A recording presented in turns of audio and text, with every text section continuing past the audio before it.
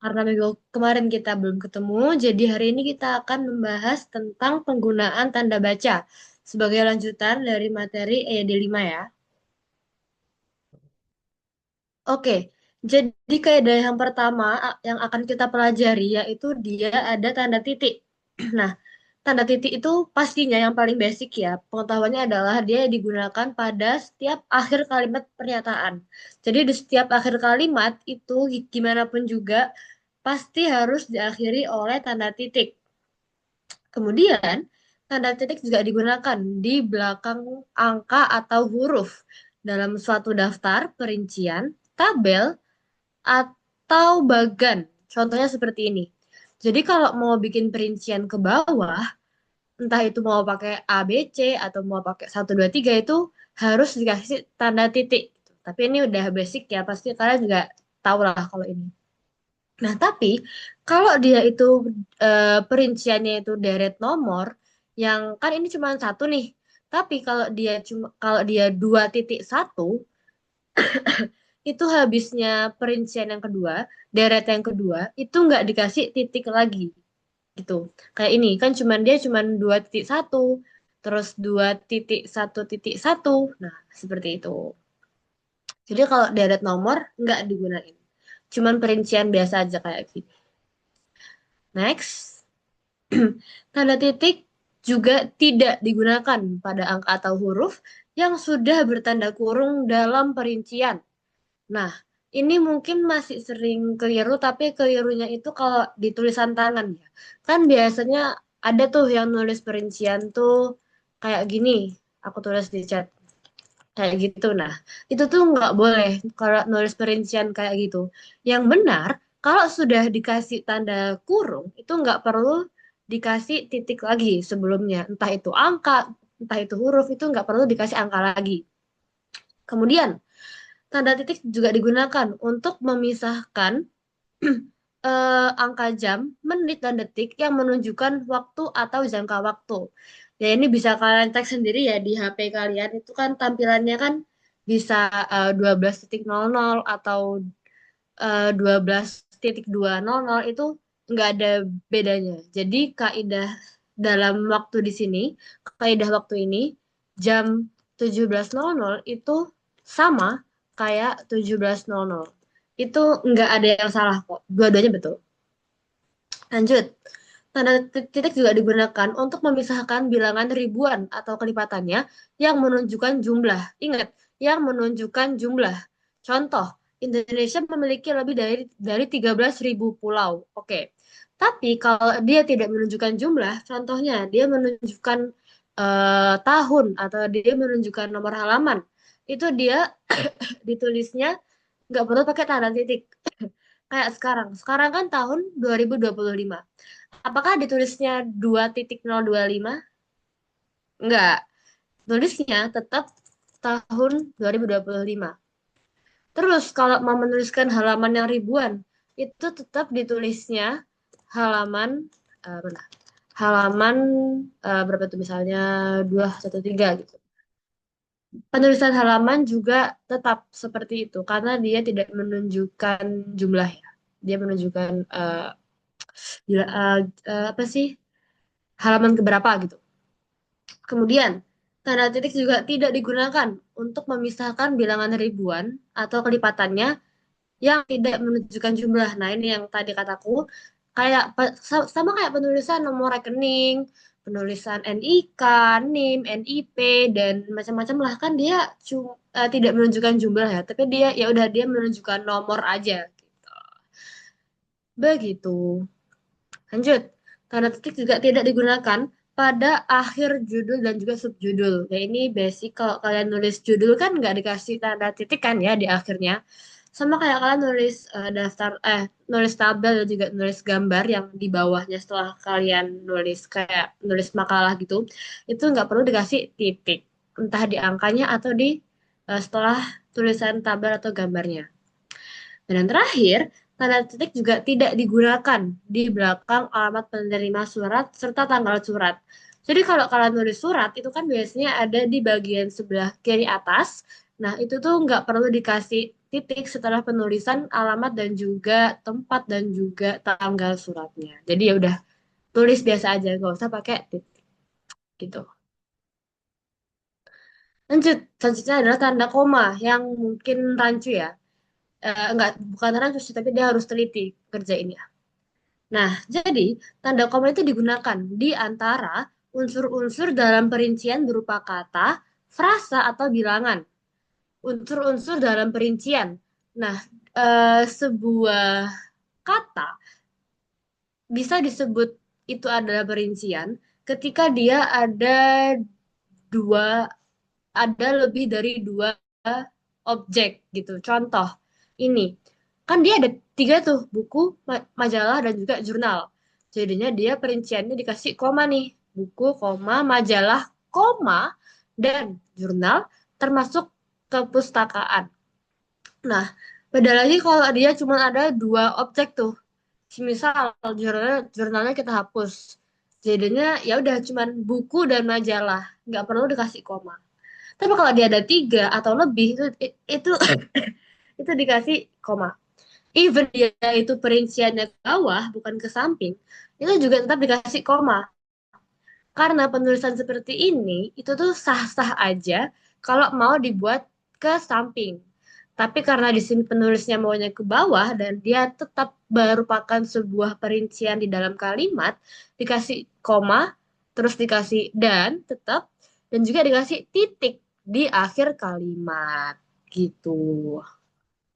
Oke, selanjutnya, tanda koma juga digunakan sebelum kata penghubung seperti tetapi, melainkan, dan sedangkan dalam kalimat majemuk pertentangan. Nah, ini nanti aku kasih daftar kata penghubung pertentangannya, tapi masih di pertemuan-pertemuan selanjutnya lah. Jadi ini kalau ada ya, kata penghubung yang dia tuh menentang seperti melainkan, tetapi, sedangkan di dalam di intera kalimat ya, dia sebelumnya dikasih koma dulu. Biar apa? Biar jelas gitu struktur kalimatnya, yang mana subjeknya, yang mana predikatnya, juga yang mana objeknya gitu. Terus, tanda koma juga digunakan untuk memisahkan anak kalimat yang mendahului induk kalimat. Nah, apa bedanya anak kalimat dan juga induk kalimat? Jadi, yang namanya anak ya, anak itu kan nggak bisa hadir tanpa induk, dia nggak bisa berdiri sendiri gitu.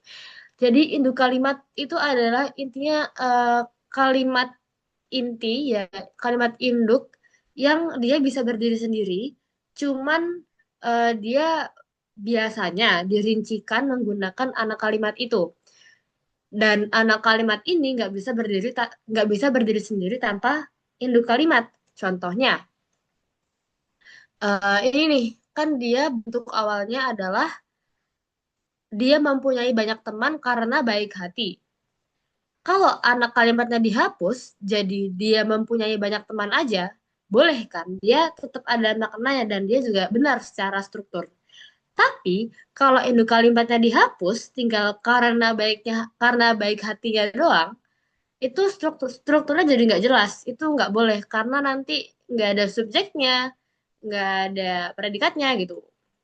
Nah, jadi begitu ya untuk penjelasan antara anak dan juga induk kalimat. Dia namanya kalimat majemuk.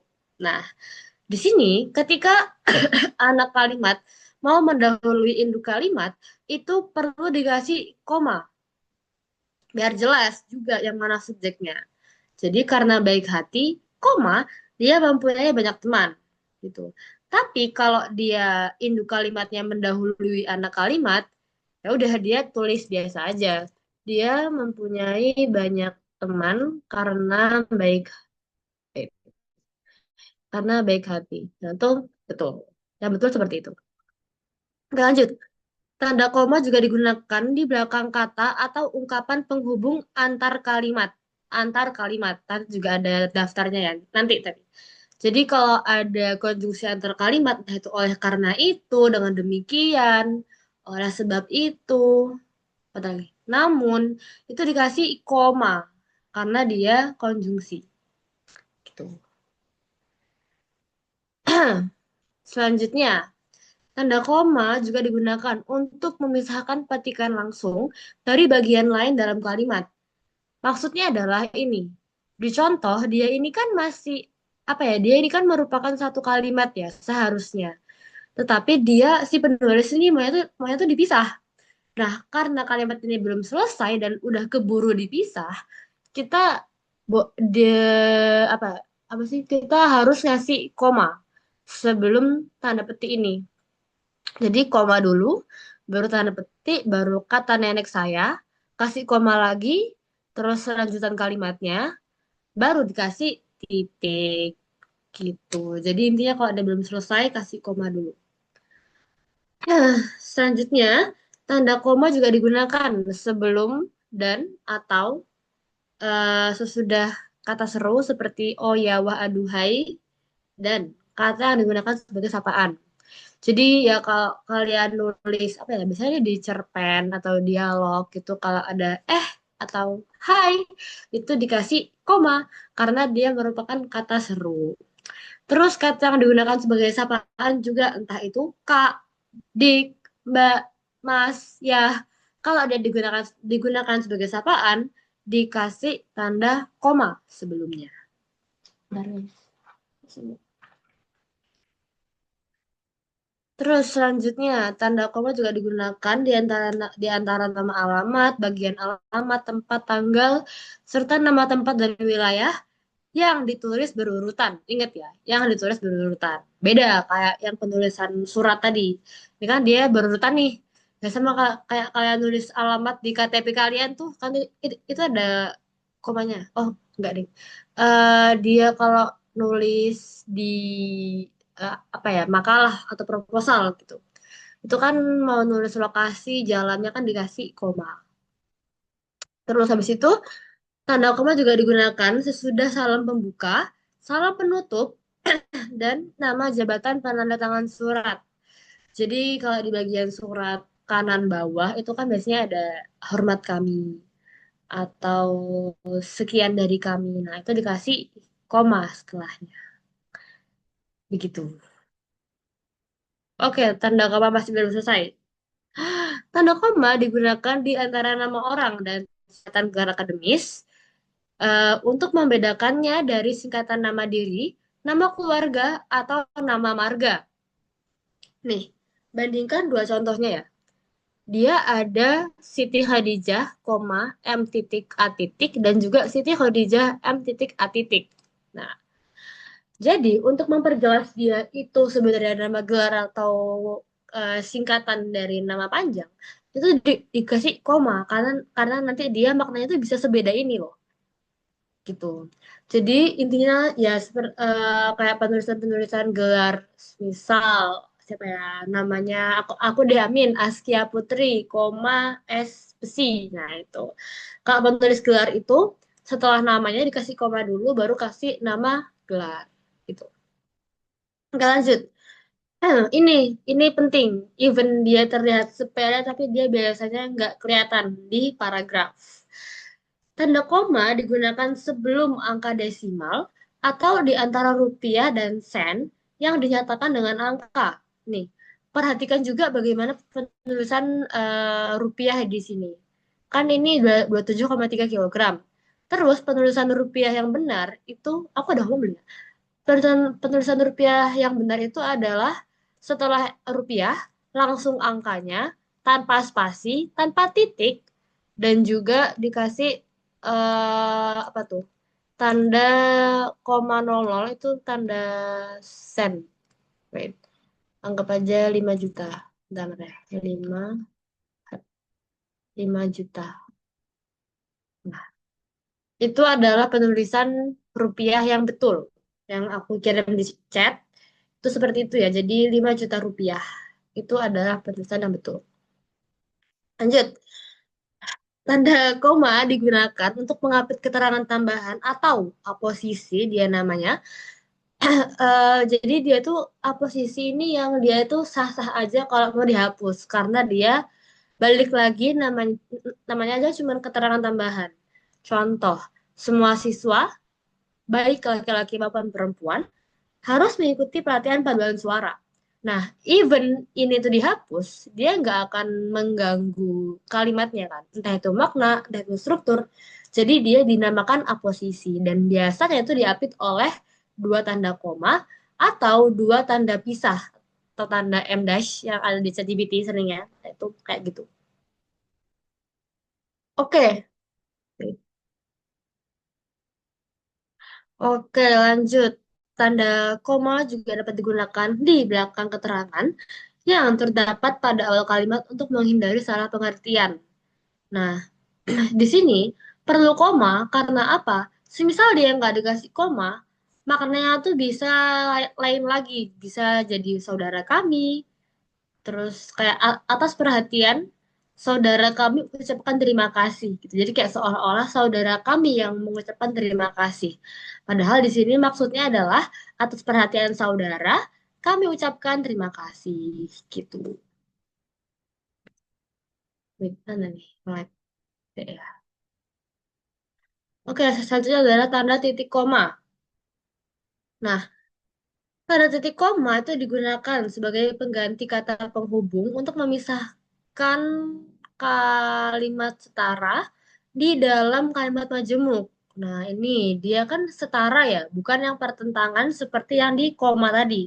Nah, kalau dia setara, ditulisnya pakai tanda titik koma. Sama juga ini, yang kaidah kedua. Kalau dia perinciannya berupa frasa verbal, bukan frasa nomina, pakainya itu titik koma. Contoh, apa ya? Gampangannya di sini dinamakan frasa verba karena dia lihat awalannya dia ada bernya tuh, berkewarganegaraan, berijazah, berbadan, bersedia. Nah, di sini dia kan termasuk frasa verba. Beda kayak yang tanda koma tadi. Nah, ini kan dia frasa nomina ya. Udah dia cuman akta kelahiran, ijazah terakhir dan juga SKCK, SKK, SKK. Nah, dia bukan berijazah, bukan bersurat. Nah, kalau dia frasanya verbal, ya bersurat, berijazah, berbadan sehat, dia maksudnya pakai tanda titik koma. Gitu. Lanjut. Tanda titik koma juga digunakan untuk memisahkan bagian-bagian perincian dalam kalimat yang menggunakan tanda koma. In case nih si ibu tuh belinya tuh banyak banget di supermarket, di mall misal. Dia beli buku, pensil, tinta dan macam-macam tuh. Nah, itu biar nggak kepanjangan, dikategorikan perinciannya pakai tanda titik koma. Karena dia sudah ada koma, nah, terus udah dikasih titik koma lagi, baru sesuai apa ya pembagian jenisnya itu dikasih koma dan juga dan gitu.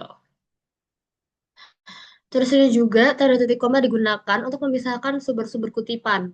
Kalau dia itu sitasi ya dalam sebuah sitasi mungkin di karya ilmiah itu banyak banget kutipannya, itu dikasih tanda titik koma, bukan tanda koma biar gak membingungkan ya. Karena dalam sebuah kutipan kan dia harus ada nama nama apa ya nama sumber dan juga tahunnya.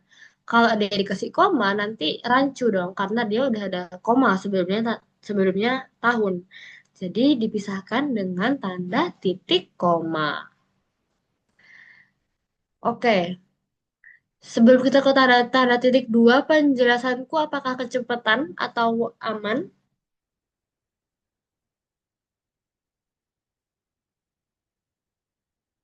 Aman nggak? Aman nggak? Rek dong, rek atau kasih apa gitu tuh di chat. Aman ya? Kalau aman aku lanjut nih. Betul. Terus sekomanya sebelum kata Kak. Jadi halo, aduh, halo Kak. Gitu yang benar.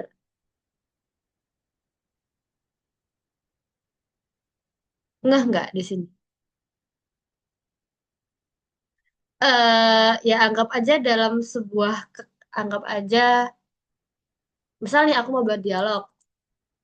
Halo Kak, apakah tim Zoom-nya sudah tersedia? Nah, kalau di situ konteksnya kan ngasih tanda titik ya, karena dia ya satu kalimat gitu intinya, bukan tanda koma, tapi tanda tanda titik. Paham? Nggak?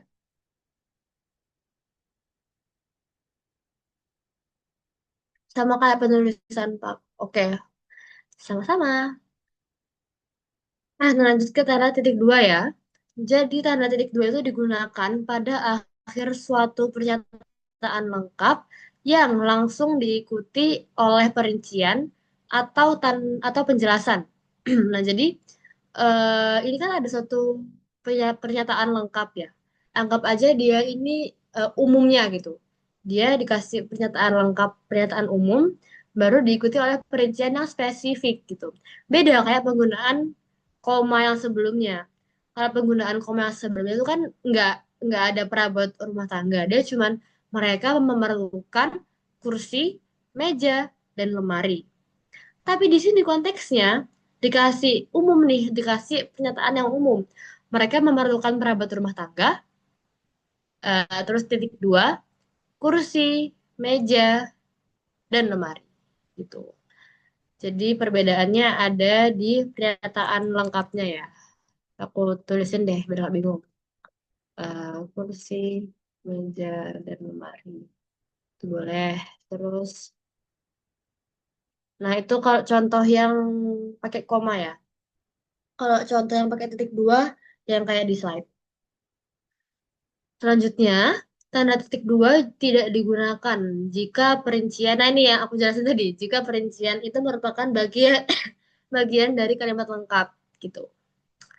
Oke, selanjutnya tanda titik dua digunakan sesudah kata atau frasa yang memerlukan pemberian. Nah, pemberian itu maksudnya kayak gini nih, narasumber, pemandu pencatat, ketua satu, ketua dua, apa ya istilahnya itu pemberian. Intinya tuh dia kayak penulisan nama.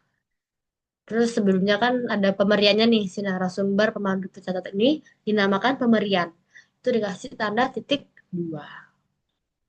Oke, terus tanda titik dua digunakan di antara jilid atau nomor dan halaman, surah dan ayat dalam kitab suci, judul dan anak judul suatu karangan. Kalau buat yang surah dan ayat mungkin sudah tahu ya. Terus juga buat judul dan anak judul ini juga sering banget ada di sebuah karya, entah itu cerpen atau dia karya tulis. Dia ini namanya judul, terus ada anak judul. Itu dikasih tanda titik dua. Itu boleh. Kalau kalian sering pernah ngeprom minta tolong bikinin judul ke AI, itu juga dia biasanya pakainya judul ke anak judulnya, strukturnya. Dan itu benar kok strukturnya. Oke, oke. Terakhir, tanda titik dua digunakan untuk memisahkan angka waktu tadi yang tadi aku jelasin. Dia sama aja kaidahnya kayak penulisan titik ya, untuk memisahkan waktu atau jangka waktu. Terus yang terakhir, tanda titik dua digunakan untuk menuliskan rasio dan hal lain yang menyatakan perbandingan dalam bentuk angka, kayak skala, terus kayak misalnya perbandingan siswa-siswi perempuan, perbandingan siswa-siswi di sekolah yaitu adalah 2 banding 3. Nah, itu kan perbandingan. Pakainya tanda titik dua, gitu. Oke, tinggal dua kaidah lagi. Jadi yang pertama ada yang ketiga ini, ya, yang ke lupa lah. Selanjutnya ada tanda hubung. Itu digunakan untuk menandai bagian kata yang terpenggal oleh pergantian baris. Jadi semisal kalian sering baca buku, itu udah udah di ujung nih, tapi dia kalimatnya katanya belum selesai. Dia boleh dikasih tanda hubung, tanda strip, kemudian dilanjutkan para di baris selanjutnya. Nah, tapi perhatikan juga cara memenggalnya. Jadi kata itu boleh dipenggal ketika itu ya apa ya, yang dipenggal itu imbuhan gitu loh, bukan di tengah-tengah imbuhan dan juga kata dasar.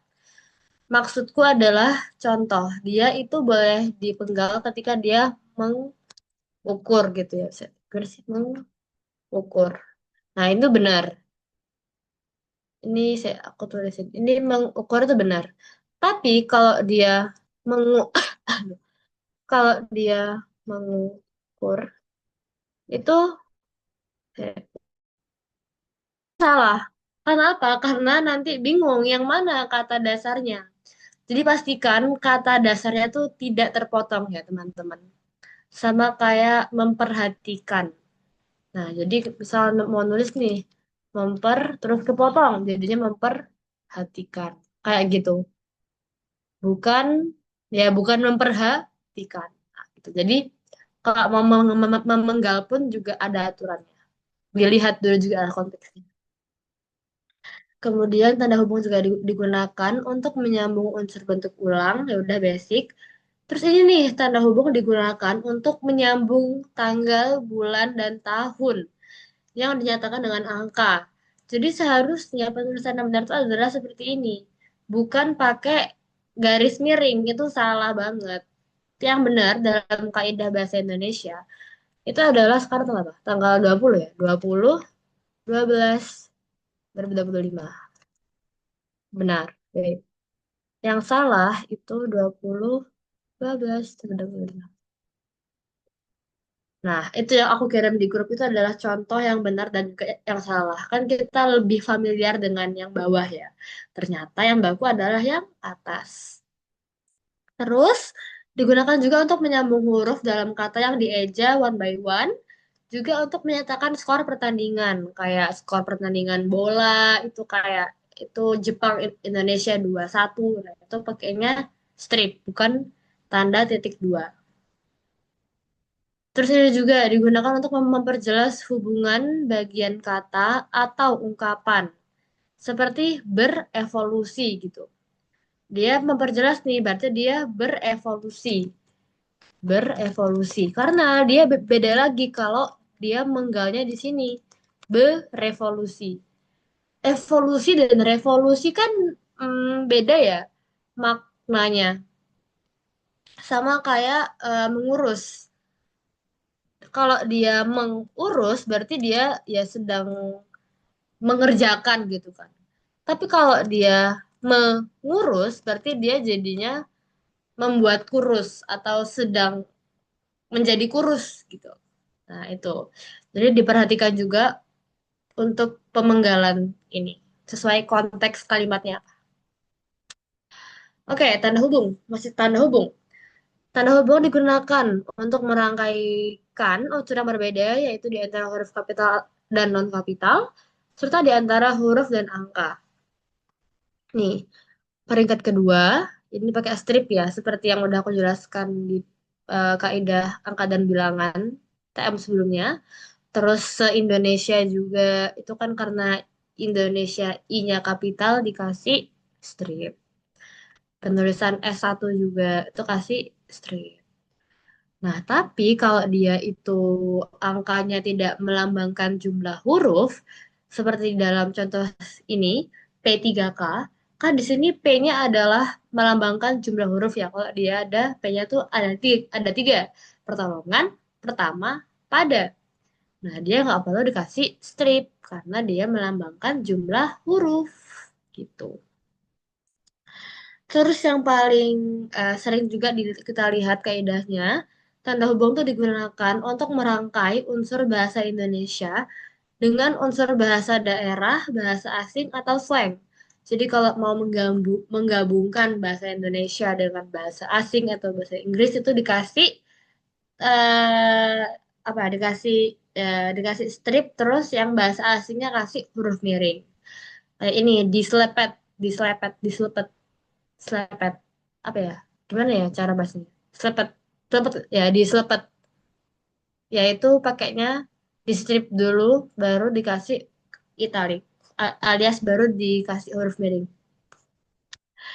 Terus tanda hubung juga digunakan untuk menandai dua unsur yang merupakan satu kesatuan kayak suami istri, Soekarno-Hatta, Konferensi Asia Afrika, kan dia satu kesatuan ya. Nah, itu dikasih tanda hubung atau tanda strip. Tapi ini jarang keluar kok, karena dia ya bisa terlihat dengan jelas lah. Yang sering tuh ini. Terus ini juga sering. 5 sama 7 tuh sering. Oke, tanda pisah. Dua slide ya ini. Nggak ding. Ternyata satu slide doang. Tanda pisah itu dapat digunakan untuk mengapit keterangan atau penjelasan yang bukan bagian utama kalimat atau aposisi, ya sama aja. Jadi ini kan bukan bagian utama ya, boleh juga tuh dia dihapus. Dan dia nggak merubah makna maupun struktur. Jadi dia boleh dipisahkan, dia harus dipisahkan pakai tanda pisah karena dia penjelasannya bukan bagian utama kalimat. Yang kedua, tanda pisah digunakan untuk mengapit keterangan atau penjelasan yang merupakan bagian utama tapi dapat saling menggantikan. Contoh, Soekarno-Hatta dan juga proklamator kemerdekaan RI kan sama aja ya, dan dia boleh saling menggantikan. Nah, itu tetap diapit dengan tanda pisah. Tapi kalaupun ini mau kalian bolak-balik pun juga ya sama aja, dia nggak akan merubah makna gitu. Tapi yang paling penting untuk tanda pisah itu adalah di bagian tiga, alias digunakan di antara dua bilangan tanggal atau tempat yang berarti sampai dengan atau sampai ke. Contoh, kereta Jakarta-Bandung. Itu pakainya tanda pisah karena dia kereta Jakarta sampai ke Bandung gitu kan. Dari Jakarta menuju Bandung. Terus juga kalian sekolah dari Senin sampai Jumat. Ada sampainya nih. Jadinya dia pakainya tanda pisah. Senin sampai dengan Jumat. Sama kayak tanggal atau ya tanggal UTBK dilaksanakan pada tanggal 5 sampai dengan 10 April. Itu dikasihnya pakai tanda pisah, dipisahnya. Bukan pakai tanda hubung, tapi tanda pisah. Intinya kalau dia menandakan sampai dengan atau sampai ke, pakainya tuh tanda pisah, bukan tanda hubung. Seperti itu. Apa nih? Betul, selama ini pakai strip itu salah. Gitu guys. Makanya mulai saat ini dibiasakan kalau bikin rundown, bikin apapun yang menandakan sampai dengan sampai ke itu pakainya tanda pisah. Gitu. Oke, yang terakhir ada kamus kata baku seperti biasa. Bisa kalian lihat sendiri. Ini yang sering salah tuh mungkin ada di ekstrem ya. Ekstrem sama elit. Elite itu ternyata benar penulisannya tuh elite bukan elit. Terus embus itu benar adalah embus bukan hembus. Ini sama kayak penulisan andal ya. Dia kan yang benar adalah andal bukan handal. Sini embus, esai, terus penulisan fotokopi itu juga yang benar adalah fotokopi. Bukan pakai copi, bukan dipisah, tapi digabung dan juga fotokopi. Oke, jadi pemaparan materi terkait dengan penggunaan tanda baca sudah selesai. Sebelum, oh ya, buat kuisnya itu sebenarnya itu digabung ya sama materi yang selanjutnya. Jadi buat kuis hari ini aku ngasih kalian kuis kata baku aja. Tapi even gak ada kuis tentang materi ini, sekarang kalian ada mau ditanyain dulu nggak? Maksudnya masih bingung mungkin di kaidah-kaidah yang mana nih yang bingung? Komen aja sumpah. Atau teman bisa kasih reaction atau bilang di chat. Karena ya pertemuan Januari ya berarti itu kuisnya bakalan double materi gitu. Sudah aman atau oke Anita aman? Bagian titik koma yang awal, wait. Yang di kaidah yang mana tuh? Andika, wait. Titik koma. Yang mananya? Ini? Tanda koma ding, salah. Yang ini tah menghubungkan kalimat setara di dalam kalimat majemuk atau di bagian ini yang frasa verbal.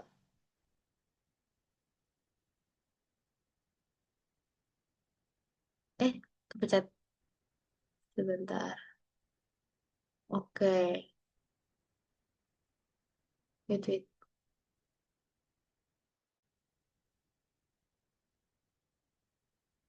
Oke, jadi gini, maksudnya, wait, nah, yang dimaksud dari kalimat setara di dalam kalimat majemuk itu adalah jadi dia itu apa ya gabungan-gabungan dari klausa kan yang dia itu kedudukannya tuh sederajat dan dia itu nggak perlu dihubungkan pakai konjungsi entah apa ya enggak dan dia itu dihubungkan dan dia tuh dihubungkan pakai konjungsi.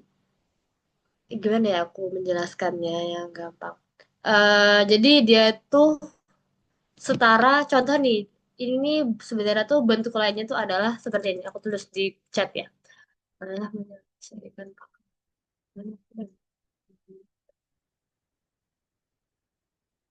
lalu oh ibu menulis Allah.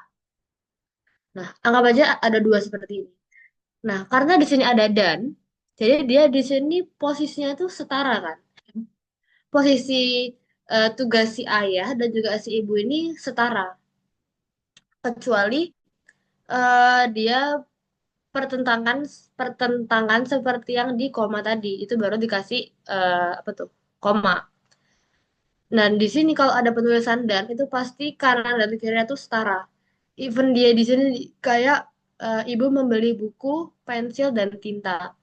Di sini kan setara ya ininya nih. Ini kan setara kedudukan apa ya kedudukan klausanya itu setara gitu loh. Dia nggak yang saling bergantung gitu bahasanya. eh Terus dia itu gampangannya tuh dia ditandai oleh konjungsi koordinatif. Nanti ini coba bisa kalian pelajari sendiri ya. Itu contohnya itu ada dan atau dan lain-lain lah gitu. Jadi kalau ada atau kayak tidur atau makan, nah itu tetap dia dinamakan setara. Nah, terus ini nih apa ya? Tanda titik koma di sini ini bukan sebagai kewajiban ya, tapi dia dapat digunakan. Dapat digunakan sebagai kata penghubung. Sebagai pengganti. Dapat digunakan sebagai pengganti kata penghubung. Maka dari itu, ketika dannya ini dihapus, kata penghubungnya dihapus, terus dia mau diganti pakai tanda titik koma, itu boleh. Jadi kayak gini. Nah, kurang spasi ya, salah. Sebenarnya sama di situ cuman dia dikasih dikasih spasi ya, habis tanda titik komanya. Wait, tanda titik koma. Mana ya? Nah, gitu. Jadi dia ini untuk menggantikan kata penghubung yang menandakan kalimat tersebut itu setara gitu. Oh, iya sih bener seperti itu. Masih bingung nggak? Coba mungkin biar kalian nggak bingung, bisa kalian pelajari materi jenis-jenis kalimat majemuk setara ya. Coba kalian pelajari di luar kelas tentang itu. Nanti kalian bakalan tambah paham buat kaidah ini. Masih bingung nggak Andika? Atau yang lain gimana?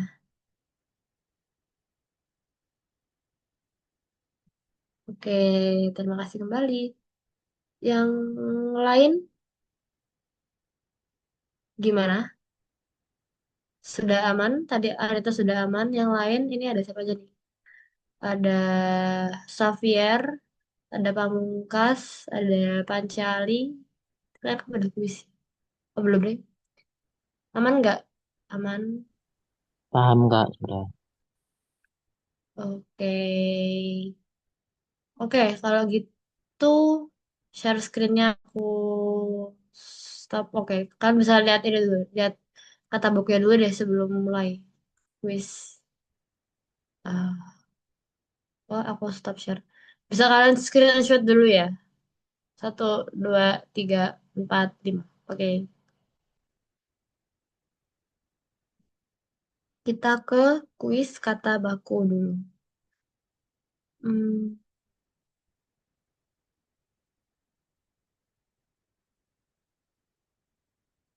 Bentar.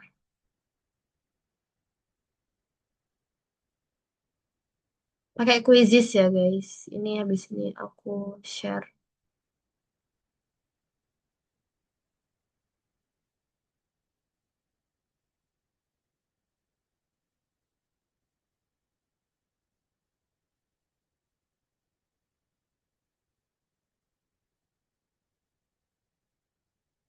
Wait, wait. Hmm,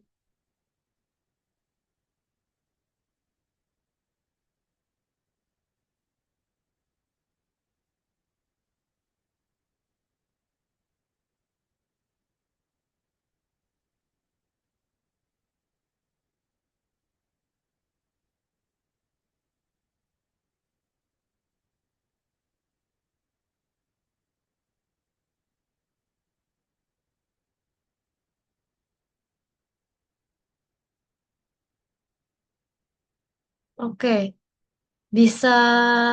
Wait, mana nih?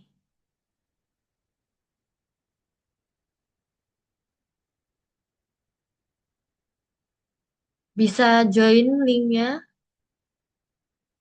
Wait, aku share screen. Share screen mana? Share screen. Bisa join linknya. Terus buka. Atau pakai kode ini. Yuk, yuk, yuk.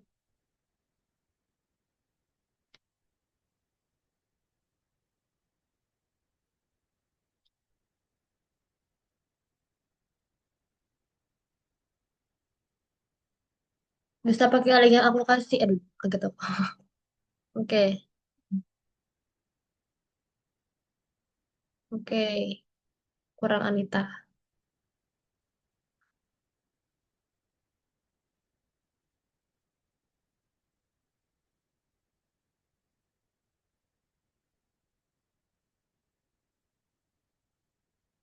Anita aman?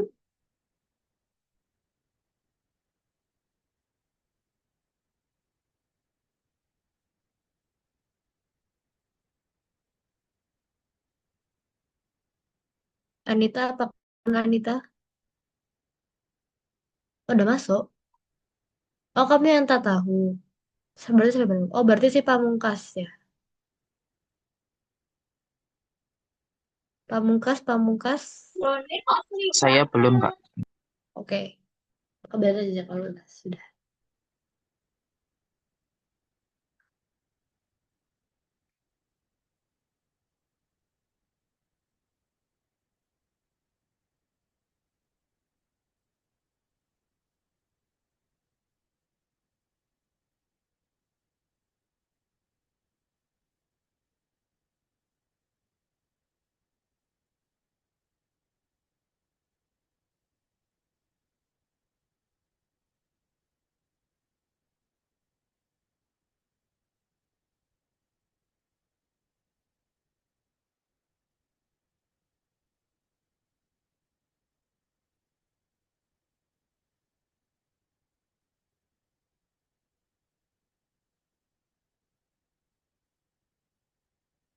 Oke,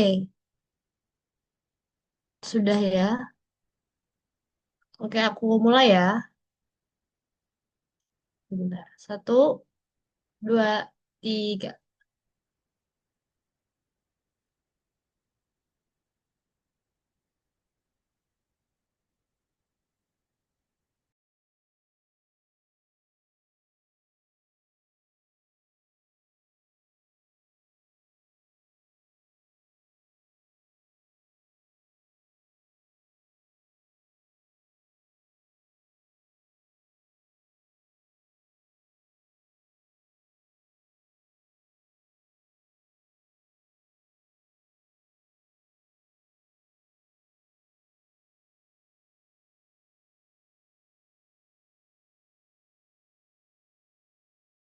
Yang benar adalah ambulans. Pakai S, bukan ambulan. Terus, penulisan ini tadi juga udah aku tunjukin dengan jelas di slide terakhir di Canva. Tada. Tulisan yang benar adalah embus, bukan hembus. Gitu. Ya kan nih yang akan jawabannya. Ya benar. Terus, penulisan yang benar itu juga apotek ya. Sama kayak apotek, antre itu pakainya E. Gitu. Terus, nah ini kan apotek, antre itu pakainya E. Beda lagi sama hakikatan di akhir. Terus penulisan yang benar tuh juga sukacita itu digabung. Sama halnya seperti duka cita, itu juga digabung. Terus ini kecuali kalau yang tadi antre apotek pakai E, hakikat itu pakainya I, bukan E. Hakikat. Kayaknya ini ada di TM sebenarnya A, B, C, D, E, F. Oh iya, ternyata ini ada di PowerPoint selanjutnya guys. Maaf ya. It's okay kalau banyak yang salah di sini kok. Ternyata belum aku. Sini ada di PowerPoint TM kelima, bukan TM keempat. It's okay. Jadi ini buat new insight. Ternyata yang baku itu adalah hakikat. Nah, coklat itu benar pakai E, coklat. Semoga ini kalian ngerjainnya nggak search Google ya. Ini untuk mengukur kemampuan kalian sejauh mana. Nah, terus penulisan yang benar itu adalah izin, bukan izin. Kan kalian tahu tuh yang lagi rame, izin. Nah, itu pakainya Z kan, bukan pakai J, tapi izin gitu. Nah, itu pakainya Z yang baku. Hah? Ambulans semua, apotek juga. Kayaknya error deh kuisismu. Soalnya di aku tetap ambulan dan ambulans kok. Oke. Ya salahin kuisisnya ya kalau gitu. It's okay. Oke. Lanjut. Terus juga ini bener ya, untung kalian nggak ada jawab ini karena dia seharusnya S-nya lebur jadinya menyosialisasikan. Terus bener dia diubah bukan dirubah gitu. Lanjut. Kata yang baku ini guys, ini udah jelas banget karena ini seharusnya kan dia capai ya, bener tuh. Capeknya salah dia nggak baku. Di ACC. ACC itu kan bahasa Inggris yang dibuat singkatan ya. Dia kan harusnya di accept. Dia seharusnya dikasih strip dan juga huruf miring. ACC gitu kan maksudnya. Even dia sering digunakan dalam kalimat sehari-hari, dia tetap merupakan kata kata dari bahasa asing. Bahasa Inggris terutama khususnya. Jadi yang benar adalah opsi A. Dan terakhir yang betul semua karena sumpah guys aku terharu kalian nggak ada yang jawab opsi A karena mengkoordinir itu dia salah betul dia salah karena seharusnya yang benar itu adalah koordinasi harusnya mereka sedang mengkoordinasi kegiatan kegiatan bakti sosial sama kayak minimalisir koordinir ya itulah intinya yang ada sir-sir ir-ir itu salah. Itu dia mayoritas tidak baku. Dia seharusnya meminimalisasi, terus juga mengkoordinasi, terus apa lagi ya? Aku lupa contohnya yang lain apa, tapi dia intinya seperti itu. Terus fotokopi juga dia seharusnya pakainya kopi ya, bukan COPY tapi KOPI. Jadi yang benar, yang betul jawabannya adalah yang B. Efektif dan efisien. Oke, sampai sini apa ada yang mau ditanyakan, teman-teman? Bisa react atau dalam bentuk chat. Oke, biar aman. Yang lain gimana?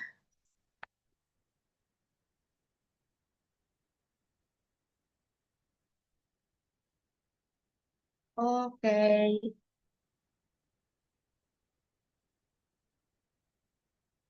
Oke, karena udah paham semua, aku tutup dulu buat pembelajaran hari ini yang bisa dibilang pembelajaran terakhir PBM di tahun ini ya. Aku mau mengucapkan terima kasih banyak juga buat teman-teman yang sudah meluangkan waktu untuk belajar di malam minggu, sore minggu. Terus juga jangan lupa untuk menyicil materi mandiri, event Genius online-nya libur dulu 2 minggu ya, nanti baru mulai lagi di minggu pertama ja dia CC. Di minggu pertama Januari atau di minggu pertama atau kedua Januari. Minggu pertama Januari itu udah mulai kok. Terus sudah gitu aja. Semangat teman-teman ini udah amin 120-an ya mungkin. Semoga semangat kalian tidak luluh. Yeay. Terima kasih sudah boleh keluar kok. Aku tutup kalau gitu. Wassalamualaikum.